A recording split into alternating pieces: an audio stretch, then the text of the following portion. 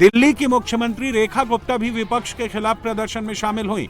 इस दौरान उनके साथ सैकड़ों महिलाओं ने विपक्षी दलों के खिलाफ नारेबाजी की और बीजेपी की महिला नेताओं ने इसे विपक्ष का महिला विरोधी चेहरा बताया।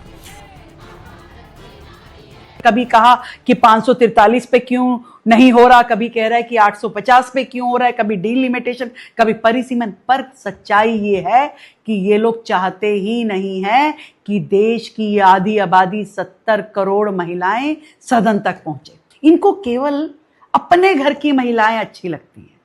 अखिलेश यादव को डिंपल यादव और राहुल गांधी को सोनिया गांधी और प्रियंका गांधी। इसके अलावा भी महिलाएं हैं देश में। बार बार जो ये डिलिमिटेशन की बात कर रहे हैं, मैं याद कराना चाहूंगी कि डिलिमिटेशन इज कंडीशन प्रेसिडेंट, इसको इन्वोक करने के लिए ये सहमति, सर्वसहमति विपक्षी दलों ने 2023 में ही दी थी। कल इन्होंने अपने हाथ खींच लिए। लेकिन मैं पुनः कह रही हूँ, इस देश की मातृशक्ति के श्राप का हिस्सा बनेगा विपक्ष। विपक्ष को भी शायद अब ये समझ में आ गया है कि महिला आरक्षण बिल का विरोध करके उसने सबसे बड़ी भूल कर दी है।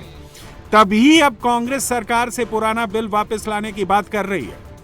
पूरा विपक्ष कह रहा है, इकट्ठे होकर कह रहा है कि आप पुराने वाले कानून को लागू करिए। आपने उसको नोटिफिकेशन आपने किया है उसका अभी 2 दिन पहले, 3 साल बाद, 3 सालों के लिए कुछ नहीं किया, तो अब उसको लागू करिए। हमें कोई आपत्ति नहीं है। हम जहाँ तक महिलाओं के आरक्षण की बात है, हम डट के उनके साथ खड़े हुए हैं। भारतीय जनता पार्टी वाले दलित विरोधी हैं, ओबीसी यानी कि पिछड़ा अति पिछड़ा वर्ग विरोधी है। जब समाजवादी पार्टी की ये मांग थी कि ओबीसी महिलाओं को आरक्षण दीजिए, क्योंकि आधी आबादी का सवाल है। अब आधी आबादी में भी ये दरार पैदा करने वाले लोग हैं, ये दरारवादी लोग हैं। इन्होंने हमेशा समाज में दरार पैदा की है, अविश्वास पैदा किया है, भय पैदा किया है, और इसी हथियार से ये लोग आज सत्ता में बने हुए हैं।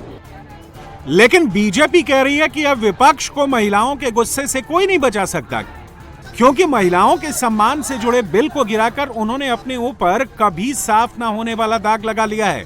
कांग्रेस पार्टी और विपक्षियों को भारत की महिलाओं का गुस्सा झेलना पड़ेगा। मैंने तो कल ही बता दिया, ये काला दाग कांग्रेस और उनके साथियों के ऊपर लग गया है, वो जिंदगी भर साफ नहीं कर पाएगा। उन लोगों ने विरोध करके अपनी लंका में आग स्वयं लगा लिया है, और अब कांग्रेस को लुप्त होने से और सपा को साफ होने से कोई बचा नहीं पाएगा। जो जश्न मना रहा है, उनका जश्न जब तक चुनाव नहीं आते, चाहे विधानसभाओं के और चाहे लोकसभा 2029 के, तब तक ही जश्न इनके पास रहेगा।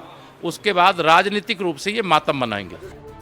लेकिन बीजेपी सिर्फ विपक्ष के खिलाफ विरोध प्रदर्शन नहीं कर रही, बल्कि वो अब इस मुद्दे को संसद से लेकर विधानसभाओं तक में विपक्ष की मुश्किलें बढ़ाने के लिए तैयारी कर ली है।